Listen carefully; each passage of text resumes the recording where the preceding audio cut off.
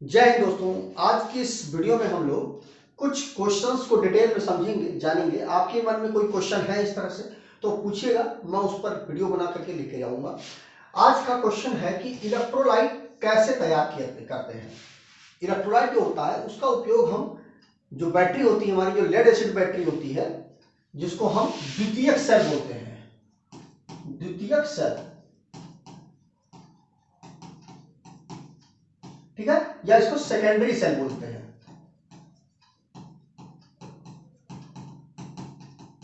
Cell बोलते हैं उसको हम, उसके अंदर हम जो इलेक्ट्रोलाइट होता है उसको हम डालते हैं, तो जिससे वो हमें मतलब एक पोर्टेबल एनर्जी के रूप में हम उसका उपयोग कर लेते हैं। तो इलेक्ट्रोलाइट को हम कैसे तैयार करते हैं, तो देखिए यहाँ पर तेजाब में पानी मिलाकर के तैयार करते हैं, या पानी में तेजाब को फेंक करके तैयार करते हैं, या आसुत जल में बूंद बूंद करके तेजाब डाल करके करते हैं, या उपरोक्त सभी।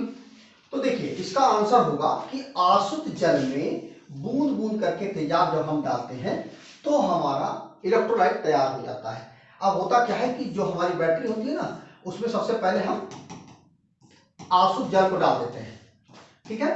उसके बाद हम इसमें टॉप अप करते हैं, बूंद बूंद करके हम चार्जिंग पे भी लगा देते हैं बैटरी को, और आसुत जल को हम, जल में हम बूंद बूंद करके हम तेजाब को डालते हैं, जिससे हमारा जो इलेक्ट्रोलाइट होता है वह बन करके तैयार हो जाता है। तो बूंद बूंद करके आसुत जल में अगर हम तेजाब को डालेंगे तो हमारा इलेक्ट्रोलाइट तैयार हो जाएगा।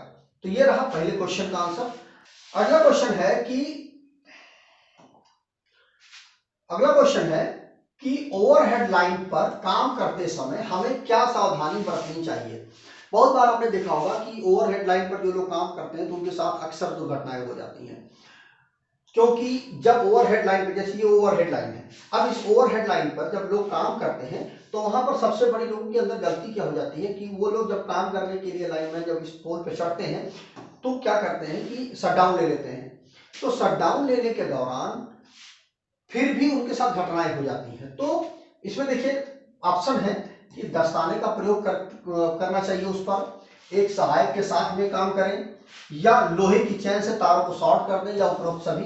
तो इसका जो आंसर होगा वो होगा उपरोक्त सभी तो आप करें, लेकिन जो प्रमुख कार्य है इसमें लोहे की चेन से शॉर्ट कर दें। इसका जो आंसर होगा वो होगा, सटीक आंसर जो होगा वो होगा लोहे की चेन से तारों को शॉर्ट कर दें। सबसे पहला प्रोटेक्शन और सबसे महत्वपूर्ण प्रोटेक्शन यही है।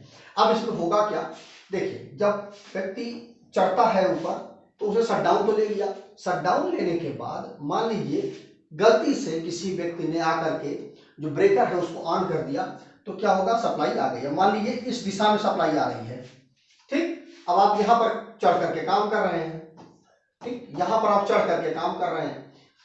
अब जैसे ही किसी ने ऑन किया तुरंत आप शॉक लग जाएगी, तो उसके साथ दुर्घटना हो जाएगी, मृत्यु भी हो सकती है।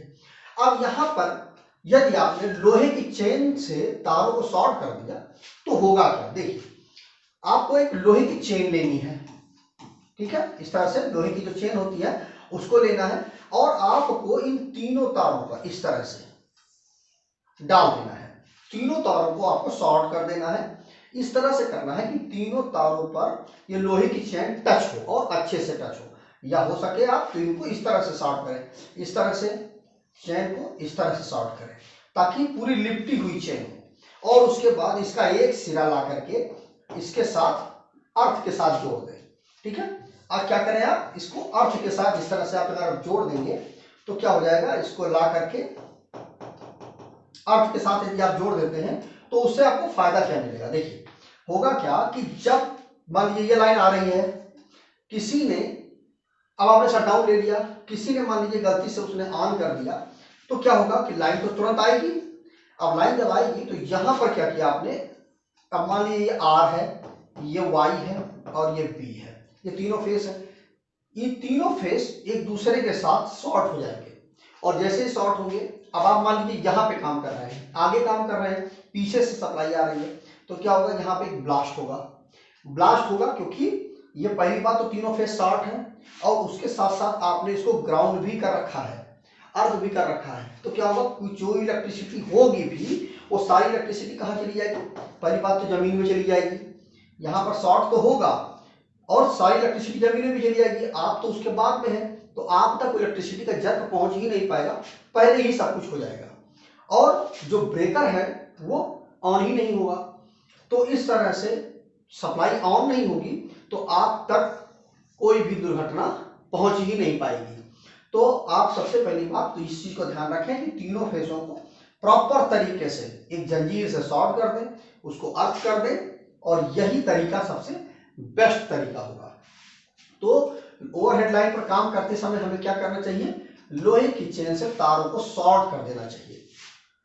तो इस तरह से आप अपने आप को बचा सकते हैं। अगला क्वेश्चन है दोस्तों कि 5 बिजली के संकेत चिन्ह बताओ। अब क्या है कि एसी करंट, डीसी करंट, एक फेज, 3 फेज और फेज सीक्वेंस, इनका सिंबल हमें बताना है।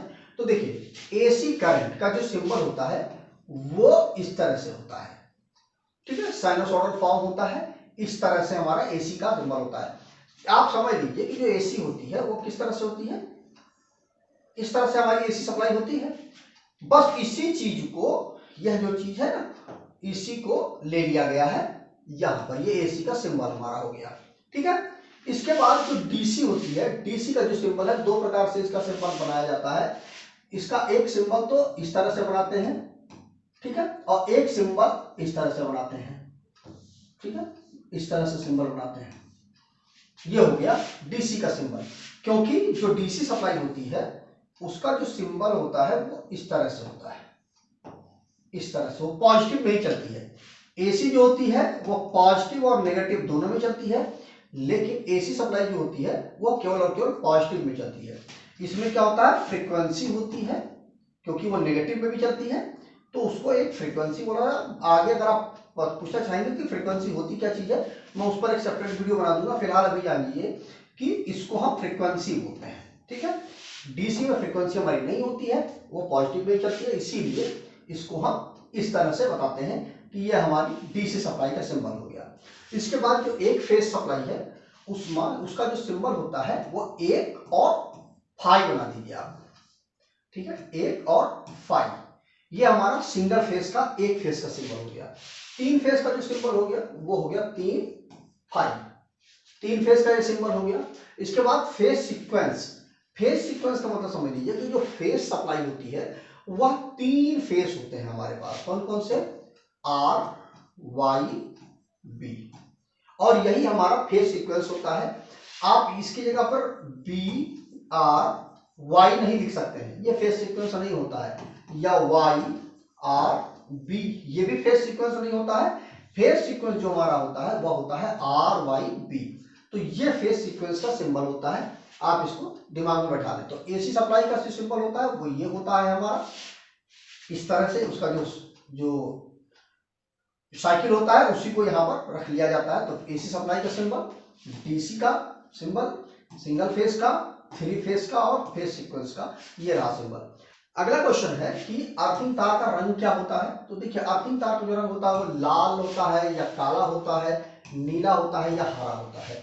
तो देखिए अर्थिंग तार का आप समझ लीजिए कि क्या होता है। देखिए अर्थिंग तार ये देखिए किस कलर में है, हरे कलर में है।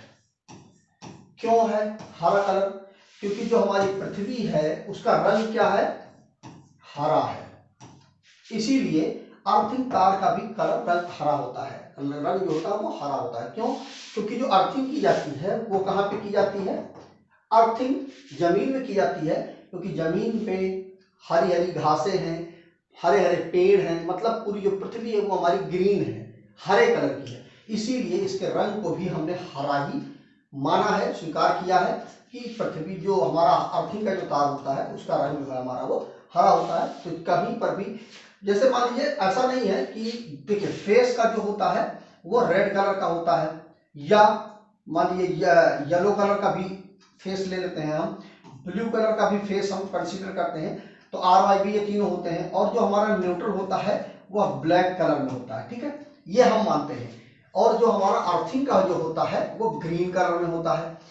ये बात तो ठीक है, लेकिन अगर आप न्यूट्रल को हरे में दे देंगे तो भी चलेगा, लेकिन उसमें क्या होगा, लोग कंफ्यूजन हो जाएगी कि अर्थिंग वाला तार कौन सा है। कुल मिलाकर के आप बात समझ लीजिए कि फेस को आपने रेड में दे दिया, उसके बाद न्यूट्रल को आपने ग्रीन में दे दिया, और उसके बाद जो अर्थ है उसको आपने ब्लैक में दे दिया। काम तो आपका होगा, लेकिन दूसरे व्यक्ति को कंफ्यूजन होगी कि यह जो ग्रीन वाला तार है उसमें अर्थ है कि न्यूट्रल है।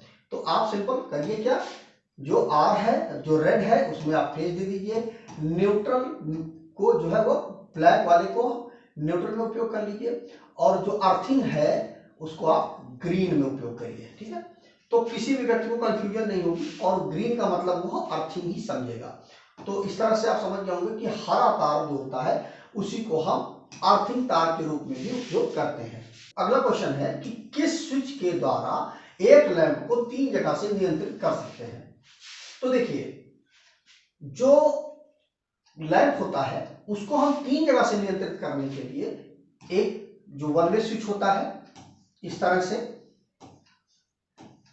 ये वन वे स्विच, इसका उपयोग करते हैं, या टू वे स्विच जो होता है वो कुछ इस तरह से होता है, टू वे स्विच, इसका उपयोग करते हैं, या एमसीबी का उपयोग करते हैं, या इंटरमीडिएट स्विच का उपयोग करते हैं। तो देखिए, इसका आंसर जो होगा वो होगा इंटरमीडिएट स्विच का उपयोग करते हैं हम एक लैंप को 3 जगह से ऑपरेट करने के लिए। अब इंटरमीडिएट स्विच ये होता है हमारा, देखिए L1, L2, L3, L4, इस तरह से हमारा इंटरमीडिएट स्विच होता है। इसका आप यदि वायरिंग करने के लिए अगर आप कमेंट करते हैं कि कैसे इसकी वायरिंग करते हैं, हम कैसे कंट्रोल करते हैं 3 जगह से, उसको भी मैं वीडियो बना दूंगा, आप कमेंट करिएगा। फिलहाल अभी आप जान लीजिए ये हमारा इंटरमीडिएट स्विच होता है, इसका जो सिंबल होता है वो कुछ इस तरह से होता है। ठीक है, इंटरमीडिएट स्विच का ये होता है हमारा इंटरमीडिएट स्विच का सिंबल। तो यह भी क्वेश्चन पूछ लिया जाता है कि इंटरमीडिएट स्विच का, इंटरव्यू पूछ लेते हैं, इंटरमीडिएट स्विच का जो सिंबल होता है वो बताइए, तो इस तरह से आप बता सकते हैं। तो कुल मिलाकर के बात ये हुई कि 3 जगह से एक लैंप कंट्रोल करना है, तो उसके लिए हमें इंटरमीडिएट स्विच का उपयोग करना पड़ेगा। तो इस तरह से दोस्तों हम लोगों ने 5 क्वेश्चन को डिटेल में इस वीडियो में समझा है। आगे भी मैं इस चीज को जारी रखूंगा। आपको ये वीडियो कैसे लग रहा है कमेंट करके जरूर पूछिएगा, और अगर इसमें कुछ त्रुटियां हैं, कुछ कमियां हैं, तो उनको भी कमेंट करके जरूर बताइएगा। दोस्तों, मैंने एक वेबसाइट शुरू की है जिसका नाम है www.targetelectrician.com।